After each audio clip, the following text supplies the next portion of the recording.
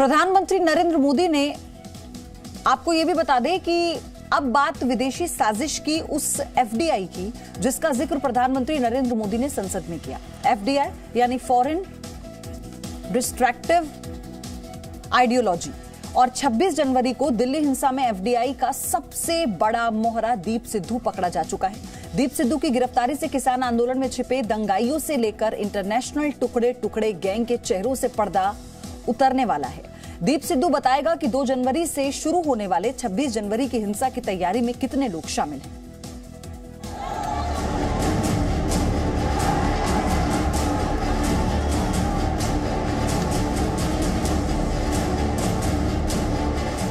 जिसने तिरंगे का अपमान किया,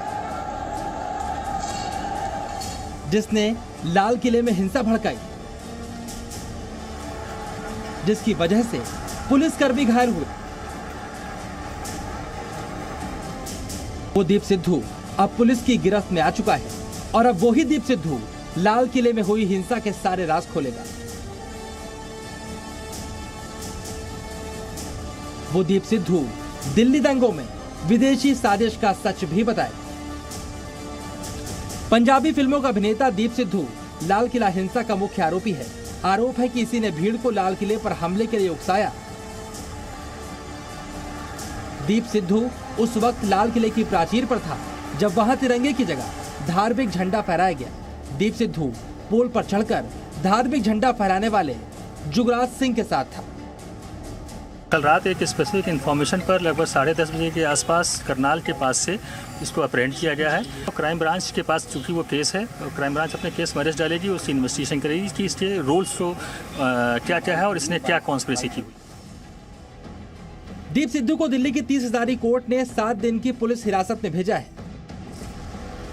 पूछताछ में दीप सिद्धू ने कई राज खोले हैं। लाल किले तक पहुंचने की प्लानिंग कैसे हुई थी, दीप सिद्धू से पुलिस ने इसकी जानकारी भी हासिल की है। लेकिन अब सवाल यह भी उठ रहा है, आखिर 1 लाख का इनामी बदमाश दीप सिद्धू 15 दिनों तक कहां छिपा रहा और पुलिस की गिरफ्त से कैसे बचता रहा। जी न्यूज को मिली एक्सक्लूसिव जानकारी के मुताबिक फरारी के दौरान दीप सिद्धू पंजाब हरियाणा बॉर्डर के आसपास के इलाकों में बिल्कुल खाली हाथ छिपा रहा।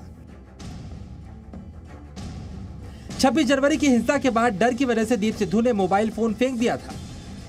पुलिस की सर्विलांस से बचने के लिए दीप सिद्धू ने मोबाइल फोन का इस्तेमाल नहीं किया।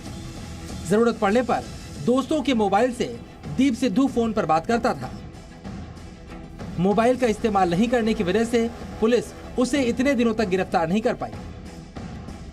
सूत्रों के मुताबिक सिद्धू पर मुकदमा दर्ज होने के बाद जैसे ही उसके ऊपर 1 लाख रुपए का इनाम घोषित हुआ, उसके कई करीबियों ने उससे दूरी बना ली। दूसरी तरफ पिछले 2 हफ्तों से दिल्ली पुलिस की कई टीमों ने पंजाब के अलग अलग शहरों में उसकी तलाश में डेरा डाला हुआ था।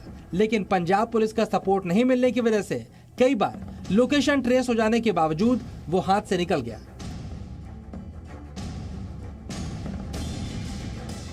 26 तारीख से जिस दिन से ये इंसिडेंट हुआ है और तब से हमारे केस में वांटेड था, इसके ऊपर 1 लाख का रिवॉर्ड भी हो चुका था, तो डेफिनेटली ये फरार हो रहा था और भागने छुपने की कोशिश कर रहा था। हमारी स्पेशल सेल की कई टीमें लगी हुई थी और क्राइम ब्रांच भी लगी थी, क्योंकि क्राइम ब्रांच के केसेस से वांटेड था। दिल्ली पुलिस की पूछताछ के बाद दीप सिद्धू से जुड़े और भी कई खुलासे हुए हैं। स्पेशल सेल के सूत्रों के मुताबिक 25 नवंबर को पहली बार दीप सिद्धू सिंघू बॉर्डर पर आया था।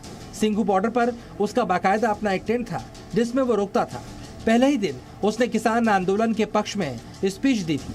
दीप सिद्धू ने सिंघू बॉर्डर से आगे ही एक कमरा भी किराए पर लिया हुआ था। दीप सिद्धू अक्सर किराए के कमरे में भी रुकता था। सेल की पूछताछ में उसने बताया कि वो कई बार लखा सिधाना से भी सिंघू बॉर्डर पर मिला है। गिरफ्तारी के साथ ही दीप सिद्धू के कनाडा कनेक्शन का भी खुलासा हो चुका है। 26 जनवरी के बाद दीप सिद्धू भारत से वीडियो रिकॉर्ड करके कनाडा भेजता था और उसके वीडियो कनाडा से सोशल मीडिया पर अपलोड हो रहे थे। अब सिद्धू की गिरफ्तारी के बाद भारत के खिलाफ इंटरनेशनल दुष्प्रचार की साजिश का भी खुलासा होगा। क्राइम ब्रांच के पास केस है, क्राइम ब्रांच इस चीज़ को इन्वेस्टिगेट करेगा कि इससे किसका क्या रोल है इसको छुपाने के अंदर या ऐसी कॉन्स्पिरेसी। नहीं, डेफिनेटली जो चीज़ें ऑलरेडी ऑन एयर है और नेट पर है कि इसने पब्लिक को इंसाइट किया हुआ है, भड़काया है और 25 जनवरी को भी भड़काया है और 26 जनवरी को भी रेड फोर्ट के ऊपर भड़काया है, तो उसका वो रोल है, उसी के ऊपर उसी केस में वो क्राइम ब्रांच के वांटेड है। दिल्ली पुलिस ने कोर्ट को बताया है कि आरोपी दीप सिद्धू का परमानेंट पता नागपुर का है, इसलिए वहां इसे लेकर जाना होगा। पंजाब और हरियाणा में भी दीप सिद्धू के लिंक हैं। 26 जनवरी के बाद दीप ने उस आरोपी जुगराज सिंह के साथ फेसबुक लाइव किया था, जिसने लाल किले पर धार्मिक झंडा लगाया था। पुलिस को उसकी भी जांच करनी है। इसके अलावा दीप सिद्धू सिंघू बॉर्डर में हो रही कई साजिशों के पर्दाफाश करने का दावा भी कर रहा था। ऐसे में पुलिस इससे जुड़ी जानकारियां भी इकट्ठी करेगी। प्रमोद शर्मा और नीरज गौड़ के साथ Jitendra Sharma, Zee media, Delhi. Presenting B News app available on Google Play and App Store. Download it now.